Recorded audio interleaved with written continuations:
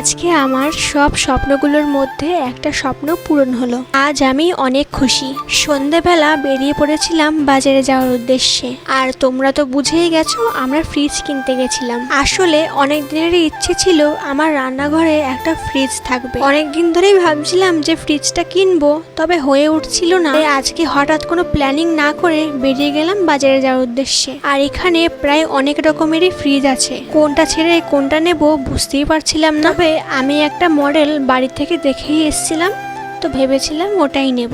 তাও আমি মাকে জিজ্ঞাসা করলাম, দেখো তোমার কোন ফ্রিজটা পছন্দ হয়।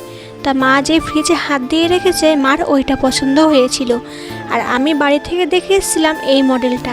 এই মডেলটা বাইরে থেকে সুন্দর হলেও ভেতরে খুবই জায়গা কম, তাই মা যেটা পছন্দ করেছিল ওইটারই এই কালারটা নিয়ে নিলাম। কীরকম লাগছে কমেন্টে জানিও কিন্তু।